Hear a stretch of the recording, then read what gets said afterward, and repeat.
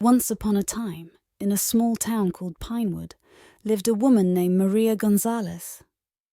Maria had 3 children, and they all moved into a new rental house on Willow Street. It was a simple house, but Maria loved it because it seemed perfect for her family. Shortly after moving in, strange things started to happen. It began with a swarm of flies. Even though it was winter, flies covered the porch. This was very strange, but Maria tried not to worry too much. She thought it was just a coincidence, but soon realized something was terribly wrong. At night, the family heard footsteps coming from the basement. Doors would open and close on their own. One evening, Maria and her mother, Rosa, heard a loud crash in the kitchen. They rushed in and found all the chairs stacked on top of the table, even though no one had been in the room. Maria and Rosa were very scared. They started to believe something was wrong with the house.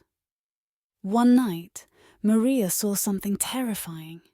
Her 12-year-old daughter was floating above her bed.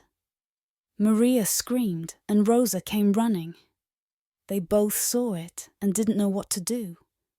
The children also started speaking in strange voices.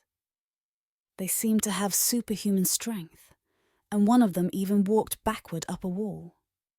Maria was horrified when she saw her youngest son being thrown across the room by an invisible force. Maria was very worried about her children. She called the local child services. A case manager named Emily Brown came to their house. Emily saw one of the children walking up the wall and was very shocked. She knew something very strange was happening. She also saw the children's eyes turning completely black during their strange behavior. Maria took her children to the doctor, but the doctors couldn't find anything wrong. They suggested she speak to a priest. Maria called Father John, the local priest, who came to the house to help. He performed 3 exorcisms on Maria and blessed the house. During one of the exorcisms, Maria started convulsing and speaking in a deep, menacing voice. Father John was very frightened but continued his prayers. The strange events in Pinewood caught the attention of the media. Reporters came to write stories about Maria and her family. The story even appeared on TV. Many people were scared and curious about what was happening in the house. One night, a TV crew set up cameras in the house to capture the paranormal activity. They were shocked to see objects moving on their own and shadowy figures appearing on the footage. Paranormal investigators also visited the house. Some of them experienced strange things, like objects moving by themselves. Others heard scary noises and felt very cold. One investigator was pushed down the stairs by an unseen force and had to be taken to the hospital. Maria decided it was time to leave the house.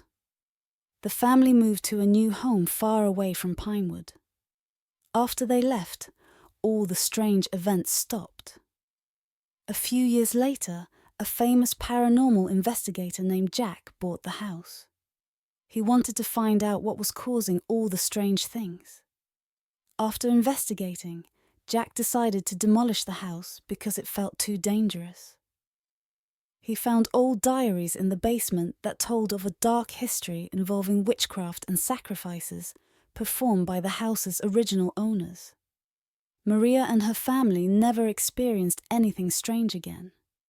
The house on Willow Street remained a mystery. People in Pinewood still talk about it, and the story of Maria's haunted house lives on, scaring anyone who hears it. This story shows how strange and scary the world can sometimes be. We may never know what truly happened in Maria's house, but it reminds us that there are many things in this world that we don't understand.